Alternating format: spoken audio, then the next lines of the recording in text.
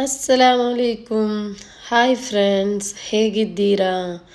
ಇವತ್ತು ನಾವು ಶೀರ್ ಕುರ್ಮಾ ಹೇಗೆ ಮಾಡುವುದು ಅಂತ ನೋಡುವ. ನಾವೆಷ್ಟೋ ಶೇವಿಗೆ ಪಾಯಸ ಮಾಡಿರ್ತೀವಿ, ಅದರಲ್ಲಿ ಇದೊಂದು ತುಂಬ ಡಿಫ್ರೆಂಟ್ ಆಗಿರುತ್ತೆ. ಬನ್ನಿ ಫ್ರೆಂಡ್ಸ್, ನಾವು ವಿಡಿಯೋ ಮಾಡುವ. ಬೇಕಾಗುವ ಇಂಗ್ರೀಡಿಯೆಂಟ್ಸ್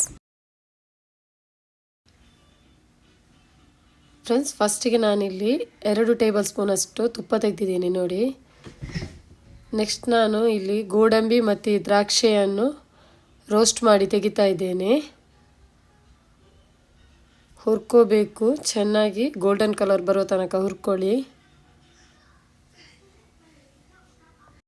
ನೆಕ್ಸ್ಟ್ ನಾನು ಅದೇ ತುಪ್ಪದಲ್ಲಿ ಶೇವಿಗೆ ಮತ್ತು ರವೆಯನ್ನು ಒಟ್ಟಿಗೆ ಹಾಕಿ ಹುರ್ಕೊಂಡಿದ್ದೇನೆ.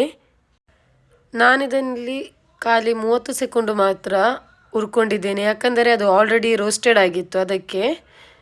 ನೆಕ್ಸ್ಟ್ ಇಲ್ಲಿ ನಾನು ಅದಕ್ಕೆ ನೀರನ್ನು ಆ್ಯಡ್ ಮಾಡ್ತಾ ಇದ್ದೇನೆ ನೋಡಿ.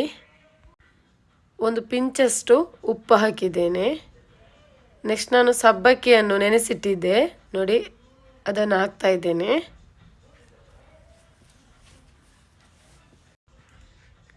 ನಿಮಗೆ ಸ್ವೀಟ್ ಎಷ್ಟು ಇಷ್ಟನೋ ಅಷ್ಟು ಸಕ್ಕರೆ ಹಾಕಿ. ನಾನಿಲ್ಲಿ ಒಂದು 10 ಸ್ಪೂನಷ್ಟು ಹಾಕಿದ್ದೇನೆ ಸಕ್ಕರೆಯನ್ನು ನೋಡಿ.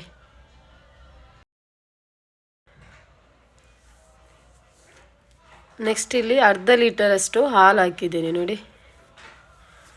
ಅರ್ಧ ಲೀಟರ್ ಹಾಲು ತೆಗೆದಿದ್ದೇನೆ. ಇನ್ನೆಲ್ಲವನ್ನೊಮ್ಮೆ ಮಿಕ್ಸ್ ಮಾಡಿ ಕುದಿ ಬರಲಿಕ್ಕೆ ಬಿಡುವ. ಡ್ರೈ ಫ್ರೂಟ್ಸ್ ನೀವು ಯಾವುದು ಬೇಕಾದರೂ ಹಾಕ್ಬೋದು, ಖರ್ಜೂರ, ಪಿಸ್ತಾ ಎಲ್ಲವನ್ನು ಹಾಕ್ಬೋದು. ನಾನು ಅದರಲ್ಲಿ ಅದು ಯಾವುದು ಇಲ್ಲಿ ಹಾಕಲಿಲ್ಲ. ನಾನಿಲ್ಲಿ 3 ಡ್ರೈ ಫ್ರೂಟ್ಸ್ ಮಾತ್ರ ತೆಗೆದದ್ದು, ಬಾದಾಮ್, ಗೋಡಂಬಿ ಹಾಗೂ ದ್ರಾಕ್ಷಿ ಮಾತ್ರ. ನೆಕ್ಸ್ಟ್ ಇಲ್ಲಿ ನಾನು ಏಲಕ್ಕಿ ಹುಡಿಯನ್ನು ಹಾಕ್ತಾ ಇದ್ದೇನೆ ನೋಡಿ.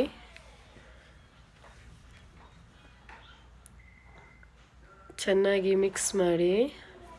ಫ್ರೆಂಡ್ಸ್, ನಿಮಗೆ ನನ್ನ ವಿಡಿಯೋ ಇಷ್ಟ ಆಗಿದ್ದರೆ ಸಬ್ಸ್ಕ್ರೈಬ್ ಮಾಡೋದು ಮರೆಯಬೇಡಿ. ನೆಕ್ಸ್ಟ್ ಇದಕ್ಕೆ ಡ್ರೈ ಫ್ರೂಟ್ಸನ್ನು ಹಾಕುವ. ನಾನು ಆಗ ಹುರ್ಕೊಂಡಿದ್ದ ಡ್ರೈ ಫ್ರೂಟ್ಸನ್ನು ಹಾಕ್ತಾ ಇದ್ದೇನೆ. ಗೋಡಂಬಿ ಮತ್ತು ದ್ರಾಕ್ಷಿಯನ್ನು ಹುರ್ಕೊಂಡಿದ್ದೆ, ಆದರೆ ಬಾದಾಮನ್ನು ಹಾಗೇ ಹಾಕ್ತಾ ಇದ್ದೇನೆ ನೋಡಿ. ನೆಕ್ಸ್ಟ್ ಇದಾಕಿ 2 ನಿಮಿಷ ಬಿಟ್ಟರೆ ಸಾಕು, ಎಲ್ಲ ಬೆಂದಿರುತ್ತೆ. ನೆಕ್ಸ್ಟ್ ನೀವು ಇದನ್ನು ಸರ್ವ್ ಮಾಡ್ಬೋದು ನೋಡಿ. ಫ್ರೆಂಡ್ಸ್, ಬಿಸಿ ಬಿಸಿ ಶೀರ್ ಕುರ್ಮಾ ರೆಡಿಯಾಗಿದೆ. ನೀವು ಕೂಡ ಮಾಡಿ. ಫ್ರೆಂಡ್ಸ್, ನಿಮಗೆ ನನ್ನ ವಿಡಿಯೋ ಇಷ್ಟ ಆಗಿದ್ದರೆ ಲೈಕ್ ಮಾಡಿ, ಸಬ್ಸ್ಕ್ರೈಬ್ ಮಾಡಿ ಹಾಗೂ ಶೇರ್ ಮಾಡಿ.